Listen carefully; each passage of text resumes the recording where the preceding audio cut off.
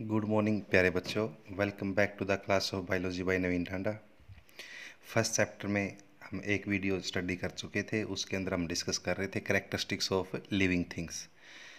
तो first characteristics हमारा था ग्रोथ। लिविंग थिंग्स का जो फर्स्ट कैरेक्टरिस्टिक्स था वो था ग्रोथ, जिसको हम स्टडी कर चुके थे। ग्रोथ को हमने नॉन डिफाइनिंग फीचर बोला था और इंटरनल ग्रोथ को डिफाइनिंग फीचर बोला था। सेकंड है reproduction. Reproduction as you know, अगर डेफिनेशन की बात करें तो it's a biological process in which living things living things produce young ones similar to themselves. तो डेफिनेशन सभी को क्लियर है। अगर हम बात करें यूनिसेलुलर ऑर्गेनिज्म के अंदर, जो हम पीछे भी डिस्कस कर चुके हैं, यूनिसेलुलर ऑर्गेनिज्म में reproduction is equal to growth. मतलब रिप्रोडक्शन एंड ग्रोथ क्या है? म्यूचुअली इंक्लूसिव है। ये हम डिस्कस कर चुके थे, एक ही बात है। लेकिन मल्टी सेलुलर में ग्रोथ और रिप्रोडक्शन इक्वल नहीं है। तो मल्टी सेलुलर में growth and reproduction mutually exclusive event हैं, ये हम डिस्कस कर चुके थे। ध्यान रखना, कोई भी नॉन लिविंग ऑब्जेक्ट रिप्रोडक्शन नहीं करता। कोई भी नॉन लिविंग ऑब्जेक्ट के अंदर रिप्रोडक्शन नहीं होता। तो क्या अब इसको रिप्रोडक्शन को हम डिफाइनिंग फीचर बोलेंगे? क्यों? क्योंकि ये नॉन लिविंग में तो नहीं होता। लेकिन फिर भी रिप्रोडक्शन डिफाइनिंग फीचर नहीं है, ये नॉन डिफाइनिंग फीचर है, नॉन डिफाइनिंग कैरेक्टर है। अब क्वेश्चन है क्यों नॉन डिफाइनिंग फीचर क्यों है? क्योंकि सम लिविंग थिंग ऐसी हैं, some living are like that which do not reproduce, which do not reproduce. अब इसमें एग्जाम्पल की बात करें, अगर इसके एग्जाम्पल की बात करें कि है तो लिविंग थिंग लेकिन रिप्रोडक्शन नहीं करता, इसमें एक तो हो जाएगा sterile woman couple. Sterile woman couple और एक म्यूल, अगर आपने सुना हो, mule is a organism produced by the hybridization between horse, male horse and female donkey. तो इनके बीच में अगर हम हॉर्स और डंकी के बीच में क्रॉस करवाएंगे तो म्यूल प्रोड्यूस होता है। इसमें मेल फीमेल अलग अलग ले लेंगे हम। तो सीधी सी बात है भाई, रिप्रोडक्शन नॉन लिविंग में नहीं होता, लेकिन ये सभी लिविंग थिंग्स के अंदर भी रिप्रोडक्शन नहीं होता। Some living are like that, कुछ लिविंग ऐसे हैं, म्यूल है, स्ट्राइल वुमन कपल है, जो हैं तो लिविंग थिंग्स लेकिन रिप्रोडक्शन नहीं करते। इसलिए इसको भी रिप्रोडक्शन भी inclusive no correct defining character नहीं है। मतलब रिप्रोडक्शन डिफाइनिंग करेक्टर नहीं है, इट्स नॉट इंक्लूसिव। इसको आप डिफाइनिंग करेक्टर के अंदर इंक्लूड नहीं कर सकते। नॉट इंक्लूसिव का मतलब है can't include in the defining character. ये आपको सभी को पता है। रिप्रोडक्शन टू टाइप का होता है, asexual and sexual. Asexual में नो गैमिट फ्यूजन, इसके अंदर गैमिट्स का फ्यूजन नहीं होता। और sexual reproduction take place by the fusion of gamete, fusion of gametes, जिसको हम बेसिक रिप्रोडक्शन हम 10th में ही पढ़ चुके हैं और आगे भी आएगा। अब अगर हम बात करें अकॉर्डिंग टू एनसीईआरटी, आपके एनसीईआरटी क्वेश्चन है name the method of reproduction in the fungi. तो फंजाई के अंदर आपको सभी को पता है, फंजाई में मोस्टली जो रिप्रोडक्शन होता है वो स्पोर फॉर्मेशन के द्वारा होता है। ये आपके ऑब्जेक्टिव क्वेश्चन मिलेंगे। फंजाई में स्पोर फॉर्मेशन, ईस्ट और हाइड्रा में आपको सभी को पता है बडिंग होता है। प्लेनेरिया में regeneration, budding, regeneration, spore formation क्या है ये हम यहाँ पे डिस्कस नहीं करेंगे। कुछ फंजाई में कुछ फिलामेंटस एल्गी और प्रोटोनिमा ऑफ मोस, जिसको हम पढ़ने वाले हैं। प्रोटोनिमा ऑफ मोस क्या होता है? ब्रायोफाइट्स के अंदर आता है। इनके अंदर होता है फ्रेगमेंटेशन, ये हम आगे डिटेल में करने वाले हैं। और बैक्टीरिया या अमीबा के अंदर क्या होता है? बाइनरी फ्यूजन होता है। ये आप याद रख लेना, क्योंकि एनसीईआरटी के अंदर क्वेश्चन है फर्स्ट चैप्टर में ही कि इनमें रिप्रोडक्शन के क्या क्या मेथड हैं। तो ये था रिप्रोडक्शन। रिप्रोडक्शन में एक पॉइंट ध्यान रख लेना, रिप्रोडक्शन डिफाइनिंग कैरेक्टर नहीं है, इसमें इतना पॉइंट ध्यान रख लेना। और रिप्रोडक्शन और growth both are the same thing in unicellular. ध्यान रखना यूनिसेलुलर की बात हो रही है, मल्टीसेलुलर के अंदर ग्रोथ और रिप्रोडक्शन सेम नहीं है, ये हम डिस्कस कर चुके हैं। नेक्स्ट जो कैरेक्टरिस्टिक्स है लिविंग थिंग्स का वो है मेटाबॉलिज्म। तो व्हाट इज मेटाबॉलिज्म डिस्कस हम पहले भी कर चुके हैं, लास्ट वीडियो के अंदर ये बताया था, सम total of all the chemical reaction हमारी बॉडी में लिविंग थिंग्स में, चाहे वो एक सेल हो, चाहे वो यूनिसेलुलर हो, चाहे वो मल्टीसेलुलर हो, उसकी सेल में या बॉडी में जितनी भी बायोकेमिकल रिएक्शन हो रही हैं उन सभी को मिला के सम ऑफ, इसको ध्यान रखना, सम टोटल ऑफ जितनी भी रिएक्शन हो रही हैं सभी को मिला के collectively called metabolism, called metabolism. And the reactions, और जो रिएक्शंस हो रही हैं they are called metabolic reactions, और उन रिएक्शंस को हम क्या बोलेंगे, मेटाबॉलिक रिएक्शन बोलेंगे। Metabolism take place in unicellular और मल्टीसेलुलर, सभी के अंदर होता है, यूनिसेलुलर में भी होता है, मल्टीसेलुलर में भी होता है, प्रोकैरियोट्स में भी होता है, यूकैरियोट्स में भी होता है। सीधी सी बात है भाई, metabolism take place in all living, सभी लिविंग में होता है, ऑल लिविंग के अंदर, ऑल लिविंग ऑर्गेनिज्म में मेटाबॉलिज्म, सभी लिविंग ऑर्गेनिज्म में मेटाबॉलिज्म होता है, और किसी भी नॉन लिविंग में मेटाबॉलिज्म नहीं होता। तो ये अब हमारा ये डिफाइनिंग फीचर बन जाएगा, क्यों, क्योंकि कोई भी नॉन लिविंग में मेटाबॉलिज्म नहीं होता और सभी लिविंग थिंग्स के अंदर मेटाबॉलिज्म होता है, तो विदाउट एक्सेप्शन, इस यहाँ पे कोई एक्सेप्शन नहीं है, इसलिए मेटाबॉलिज्म क्या हो जाएगा, मेटाबॉलिज्म डिफाइनिंग फीचर हो जाएगा। मेटाबॉलिज्म क्या है, डिफाइनिंग फीचर है किसका, लिविंग थिंग्स का। पॉइंट क्लियर है। मेटाबॉलिज्म क्या होता है, इसमें कोई कंफ्यूजन नहीं होना चाहिए। हमारी बॉडी में जितनी भी सेल में या बॉडी में यूनिसेलुलर या मल्टीसेलुलर ऑर्गेनिज्म में जितनी भी बायोकेमिकल रिएक्शन हो रही हैं, केमिकल रिएक्शन हो रही हैं, कोलेक्टिवली कॉल्ड, उन सभी को मिला के हम क्या बोलते हैं, मेटाबॉलिज्म बोलते हैं। अब एक पॉइंट ध्यान से सुनना, इस टेस्ट ट्यूब के अंदर मैं ग्लूकोज का ऑक्सीडेशन कर सकता हूँ, ग्लूकोज प्लस 6O2 बाहर, ग्लूकोज का ऑक्सीडेशन हम बाहर कर सकते हैं, क्या बन जाएगा, CO2 plus water plus energy. अब ये रिएक्शन ग्लूकोज का ऑक्सीडेशन, ये रिएक्शन लिविंग थिंग्स में भी होती है, ये रिएक्शन लिविंग थिंग्स में होती है, और ये रिएक्शन को, इस रिएक्शन को हमने टेस्ट ट्यूब में भी कर लिया। टेस्ट ट्यूब बोल दो या इन विट्रो, इन विट्रो का मतलब होता है आउटसाइड द बॉडी, इसको हम आउटसाइड द बॉडी भी बोल रहे हैं।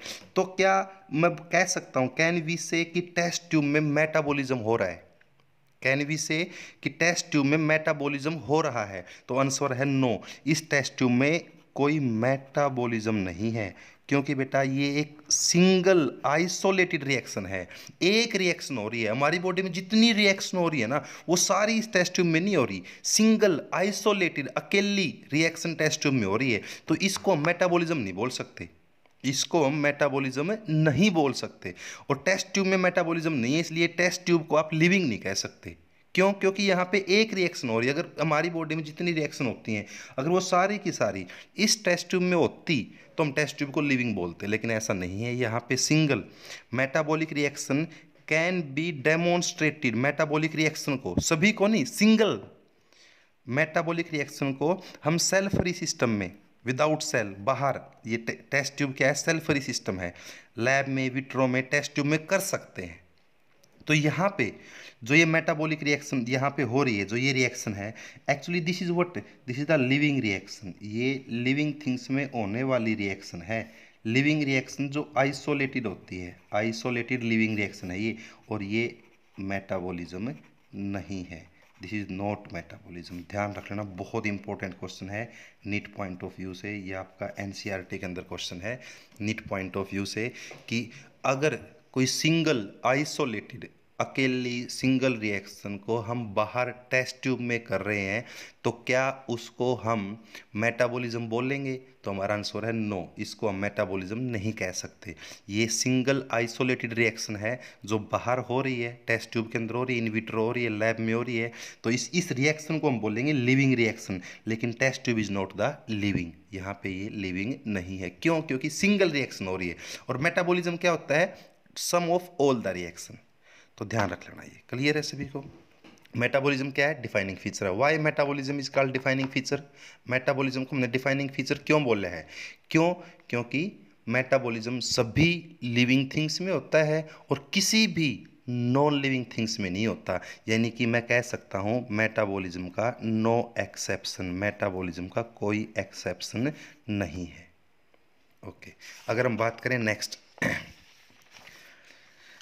जो भी बात मैं कर रहा था, आइसोलेटेड लिविंग रिएक्शन, जो isolated reaction, single reaction can not be considered as single reaction, जिसको हमने कहाँ पे किया था? टेस्ट ट्यूब में किया था, जिसको हमने बाहर सेल फ्री सिस्टम में, टेस्ट ट्यूब बोल दो या सेल फ्री सिस्टम में किया था।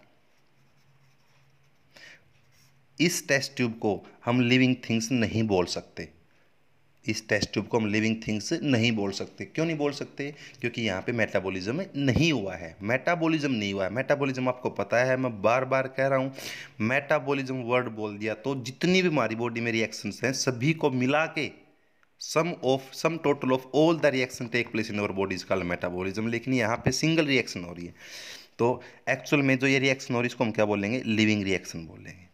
और living reaction in the test tube, test tube में जो लिविंग रिएक्शन हुई, सेल फ्री सिस्टम में जो लिविंग रिएक्शन हुई, दैट इज नॉट मेटाबॉलिज्म, वो मेटाबॉलिज्म नहीं है। बहुत इंपॉर्टेंट लाइन है ये एनसीईआरटी की। अब आगे अगर हम बात करें, मेटाबॉलिज्म को हमने टू में डिवाइड कर दिया, metabolism some total of all the chemical reaction, और रिएक्शंस को हम क्या बोलेंगे? Metabolic reaction. मेटाबॉलिक रिएक्शंस को हमने दो में डिवाइड कर दिया। कौन सी रिएक्शन? एक तो एनाबॉलिक रिएक्शन और दूसरा catabolic reaction. What is anabolism? What is anabolism? Metabolism तो sum total of all the reaction, हमारी बॉडी में जितनी भी रिएक्शन हो रही हैं they are collectively called metabolism. अब उनमें से कुछ रिएक्शन तो ऐसी हैं, कुछ रिएक्शन तो ऐसी इसमें सिंपल से कॉम्प्लेक्स सब्सटेंस बन रहे हैं। Those reactions are called anabolic reaction and this phenomenon is called anabolism. So what is anabolism? Anabolism is the sum of, anabolism is the sum of those reaction in which simple substance combine to form the complex substance. वो anabolism क्या है? वो phenomenon है जिसमें simple substance से, जिसमें simple substance से complex substance बन रहे हैं, या सिंपल लैंग्वेज में बोल दूं, सम ऑफ एनाबॉलिक रिएक्शन। और एनाबॉलिक रिएक्शन क्या होती है? जिसमें सिंपल सब्सटेंस से क्या बने? कॉम्प्लेक्स सब्सटेंस बने। ऐसी सभी रिएक्शंस को जिसमें सिंपल से कॉम्प्लेक्स बन रहे हैं, सभी रिएक्शन को मिला के हम क्या बोलेंगे? एनाबॉलिज्म बोलेंगे। कैटाबॉलिज्म क्या होता है? इसका अपोजिट हो जाएगा। एनाबॉलिक रिएक्शंस को हम बिल्डिंग डाउन रिएक्शन भी बोल सकते हैं, बिल्डिंग अप रिएक्शन ही बोल सकते हैं, क्योंकि इसमें बिल्डिंग अप होगी। जब सिंपल सब्सटेंस जुड़ के कॉम्प्लेक्स बनेंगे तो चीज़ें बड़ी हो जाएंगी। Same is here. कैटाबॉलिज्म क्या है? Catabolism is the sum of catabolic reaction. अब कैटाबॉलिक रिएक्शन क्या है? सम, जितनी भी कैटाबॉलिक रिएक्शन उन सभी के सम को हमने बोला कैटाबॉलिज्म। कैटाबॉलिक रिएक्शंस क्या होती हैं? जिसमें वो केमिकल रिएक्शन जिसमें कॉम्प्लेक्स सब्सटेंस से क्या बने? सिंपल सब्सटेंस बने, they are called catabolic reaction, right. अब एग्जांपल लेते हैं, जब बहुत सारे अमीनो एसिड जुड़ जाएं, अमीनो एसिड जुड़ जाएं तो क्या बन जाएगी? प्रोटीन। यहाँ पे सिंपल से, amino acid is the simple substance, यहाँ पे सिंपल से क्या बना है? कॉम्प्लेक्स बना है, तो this is anabolic reaction. For example, A plus B plus C plus D से ABCD बन गया, सिंपल सब्सटेंस से कॉम्प्लेक्स सब्सटेंस बन गया, लेटर से वर्ड बन गया मान लो, तो ये क्या है? एनाबॉलिक रिएक्शन एक प्रकार से। एनालॉगस एग्जाम्पल अगर लें हम, इन द सेम वे जब बहुत सारे ग्लूकोज यूनिट जुड़ जाएंगे, जब बहुत सारी ग्लूकोज यूनिट जुड़ जाएंगी तो क्या बन जाएगा? स्टार्च। यानी सिंपल सब्सटेंस से क्या बन गया? कॉम्प्लेक्स सब्सटेंस बन गया। तो ये रिएक्शन भी कैसी है? एनाबॉलिक है। CO2 and water, simple substance से कॉम्प्लेक्स सब्सटेंस बन रहा है, ग्लूकोज बन रहा है, साथ में ऑक्सीजन और वाटर बाई प्रोडक्ट्स निकल रहे हैं, कोई बात नहीं। This is the reaction of photosynthesis, this is the reaction of photosynthesis. इसके अंदर भी सिंपल सब्सटेंस से क्या बन रहा है? कॉम्प्लेक्स सब्सटेंस बन रहा है। यानी कि मैं कह सकता हूं जो फोटोसिंथेसिस है ये एक एनाबॉलिक रिएक्शन है। और हमारी बॉडी में ऐसे ऐसी जितनी भी रिएक्शन है सभी को मिला के हम क्या बोल देंगे? एनाबॉलिज्म बोल देंगे। अगर हम बात करें कैटाबॉलिज्म की या कैटाबॉलिक रिएक्शन का एग्जाम्पल लें, जब डाइजेशन होता है प्रोटीन का जब डाइजेशन होगा तो अमीनो एसिड्स बन जाएंगे, यानी कॉम्प्लेक्स से क्या बन गया, सिंपल बन गया। डाइजेशन में होने वाली जितनी भी रिएक्शन है, डाइजेशन के दौरान, ड्यूरिंग डाइजेशन जितनी भी रिएक्शन होती हैं, आप लोगों ने 10th क्लास में डाइजेशन पढ़ा था। प्रोटीन का डाइजेशन होगा तो अमीनो एसिड बनेंगे, स्टार्च का डाइजेशन होगा तो ग्लूकोज बनेगा, फैट का डाइजेशन होगा तो फैटी एसिड्स बनेंगे, ग्लिसरॉल बनेगा। तो कॉम्प्लेक्स सब्सटेंस सिंपल सब्सटेंस में टूट रहा है। तो डाइजेशन में जितनी भी रिएक्शन होती हैं, एक प्रकार से डाइजेशन क्या है, कैटाबॉलिज्म है, कैटाबॉलिक रिएक्शंस होती हैं ड्यूरिंग डाइजेशन। एग्जाम्पल आपके सामने, स्टार्च टूट के बहुत सारे ग्लूकोज मॉलिक्यूल बन जाएंगे। ग्लूकोज मॉलिक्यूल का जब रेस्पिरेशन होता है, ग्लूकोज का जब ऑक्सीडेशन होता है during respiration, glucose molecule complex molecule टूट के सिंपल मॉलिक्यूल्स बनवाता है। ये भी कैटाबॉलिज्म है, कैटाबॉलिक रिएक्शन है। यानी कि सिंपल लैंग्वेज में मैं एक बात बोल सकता हूं, मेटाबॉलिज्म क्या है, सम ऑफ एनाबॉलिक और catabolic reaction. Sum of anabolic and catabolic reaction is called metabolism. मान लो हमारी बॉडी में हजारों रिएक्शन हो रही हैं, उनमें से कुछ रिएक्शन ऐसी इसमें सिंपल से कॉम्प्लेक्स बन रहे हैं, और कुछ रिएक्शन ऐसी इसमें कॉम्प्लेक्स से सिंपल बन रहे हैं। एनाबॉलिज्म को मैं constructive reaction, building up, constructive, एक प्रकार से अगर केमिस्ट्री में बात करें तो कॉम्बिनेशन जो रिएक्शन होती हैं केमिस्ट्री में, वो क्या है, अगर बायो, उन्हीं कॉम्बिनेशन रिएक्शन को अगर हम बायो में बोलेंगे तो उनको बोलेंगे एनाबॉलिक रिएक्शन। और कैटाबॉलिक रिएक्शन आपको पता है जिसमें कॉम्प्लेक्स से क्या बनेंगे, सिंपल बनेंगे। डिस्ट्रक्टिव रिएक्शन है, बिल्डिंग डाउन या डिस्ट्रक्टिव रिएक्शन को हम क्या बोलते हैं, कैटाबॉलिज्म बोलते हैं। क्लियर। ओवरऑल अगर बात करें तो मेटाबॉलिज्म क्या है, डिफाइनिंग फीचर है। मेटाबॉलिज्म डिफाइनिंग फीचर क्यों है, why metabolism is considered as a defining feature. तो आपको आंसर सभी को क्लियर है, क्योंकि मेटाबॉलिज्म का कोई एक्सेप्शन नहीं है। Not take place not take place in non living में ये होता नहीं है, और take place in all living, और सभी लिविंग्स में होता है। Not take place in non living और take place in all living, इसलिए हमने मेटाबॉलिज्म को क्या बोला है, डिफाइनिंग फीचर बोला है। मेटाबॉलिज्म को क्या बोला है, डिफाइनिंग फीचर। क्लियर होगा ये। नेक्स्ट कैरेक्टरिस्टिक्स जो हमारी आती है वो है cellular organisation. Anything which is made up of cell, which is made up of cell, that is called living. जो भी चीज सेल या सेल्स, सिंगुलर या प्लूरल, सिंगल सेल ऐसा भी हो सकता है कि organism made up of single cell, they are called unicellular. या ऐसा भी हो सकता है कि organism made up of many cell, they are called multicellular. Anything which is made up of cell that is living. कोई भी चीज जो लेस देन सेल है, anything which is less than cell that is not considered as living. Cell क्या है आपको सभी को पता है, cell is the smallest structural and functional unit of living things.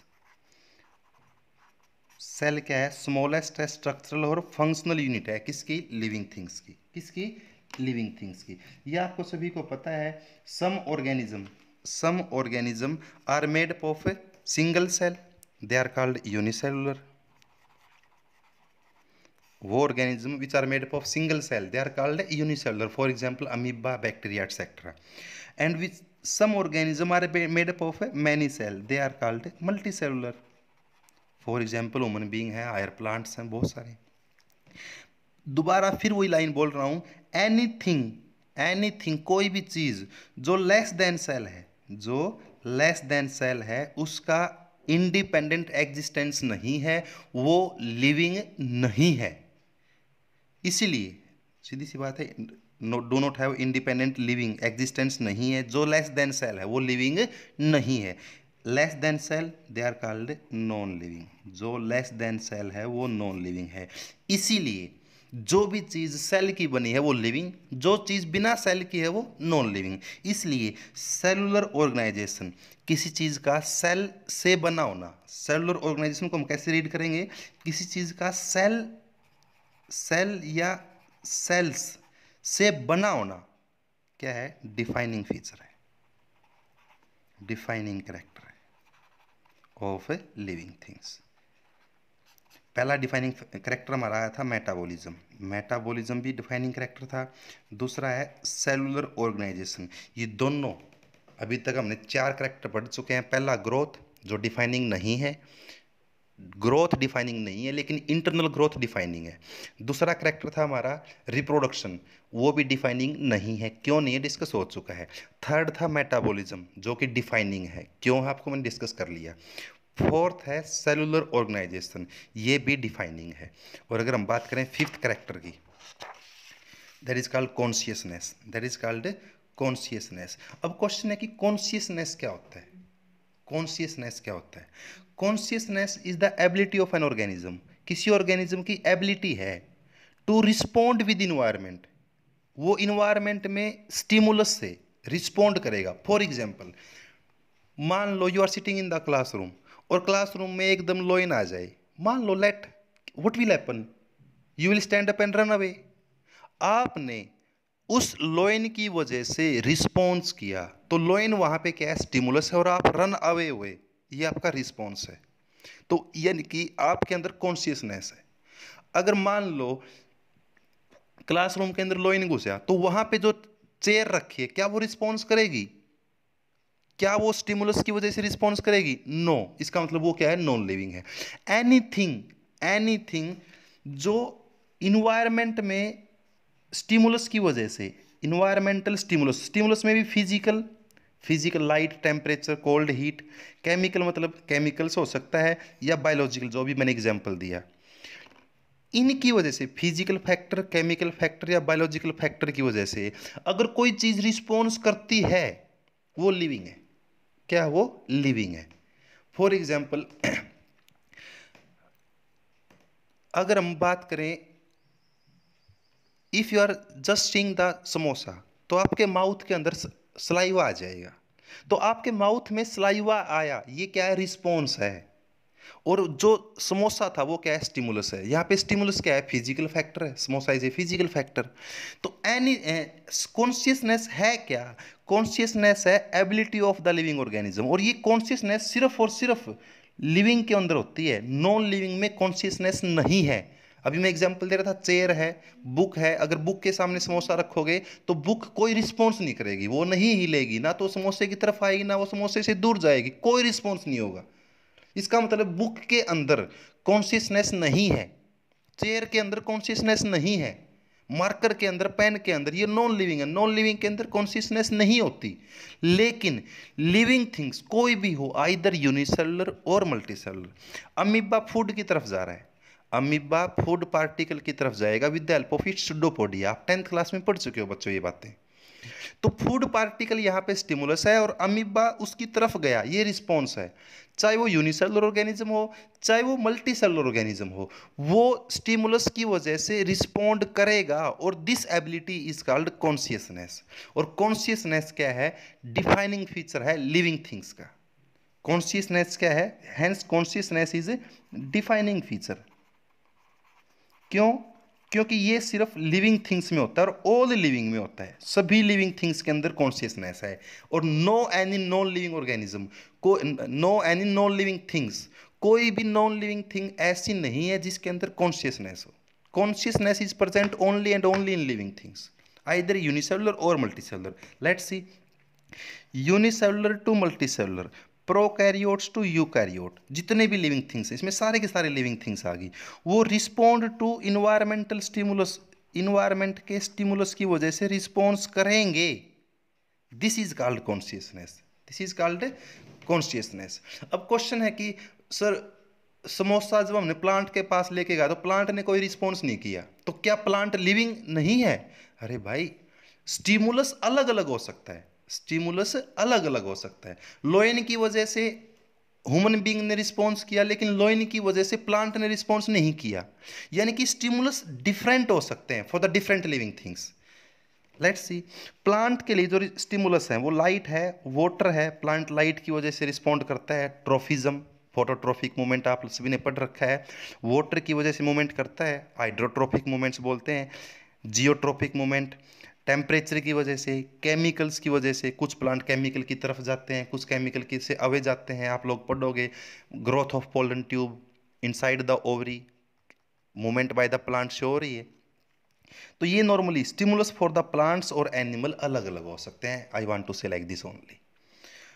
Photo period, what is photo period? Photo period होता है duration of light available, duration of light available,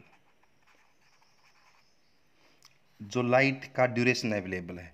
photo period, duration of light available. अब photo period summer में लंबा होता है, अगर summer season में बात करें तो फोटो पीरियड 12, 13, 14 आवर्स का होता है। और विंटर में अगर फोटो पीरियड की बात करें तो वो शॉर्ट होता है, मॉर्निंग 8 टू इवनिंग 5 ही सनलाइट होती है, धूप होती है। तो फोटो पीरियड विंटर में छोटा हो जाता है और समर में बड़ा होता है।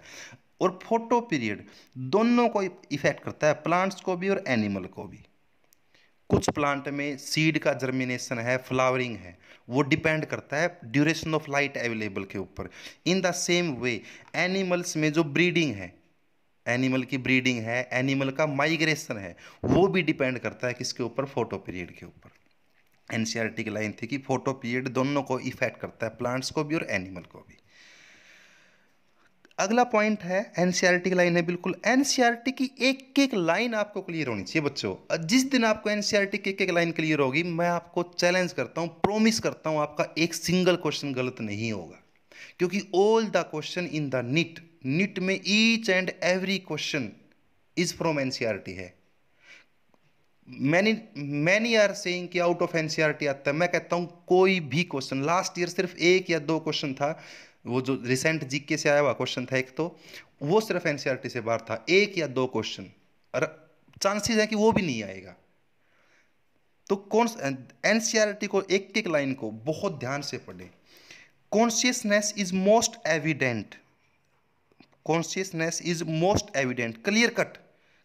कॉन्शियसनेस को आप इजीली, एविडेंट होता है वेल विजिबल, जो क्लियर कट दिखाई दे जाए। कॉन्शियसनेस मोस्ट एविडेंट है, कॉन्शियसनेस को आप ऑब्जर्व कर सकते हो। फॉर एग्जाम्पल, मैं आपसे एक सिंपल क्वेश्चन पूछता हूं, अमीबा में मेटाबॉलिज्म हो रहा है या हमारी बॉडी में मेटाबॉलिज्म हो रहा है, क्या आपको दिखाई देता है? आपका आंसर है सर नहीं दिखाई दे रहा। लेकिन आप में कॉन्शियसनेस हो रही है, ये आप देख सकते हो। एक अमीबा कॉन्शियसनेस शो कर रहा है, अमीबा फूड की तरफ जा रहा है, ये आप देख सकते हो। तो मोस्ट विजिबल जो करेक्टर है लिविंग थिंग्स का, वो कॉन्शियसनेस है, दिखाई देता है। और ये टेक्निकली कॉम्प्लिकेटेड है, ये कॉन्शियसनेस बहुत कॉम्प्लिकेटेड फीचर भी है। कॉम्प्लिकेटेड क्यों है, अभी इसका डिस्कस करेंगे हम। देखो, अब एक क्वेश्चन है कि एक पर्सन है जो ब्रेन डेड है, एक पर्सन है जो ब्रेन डेड है।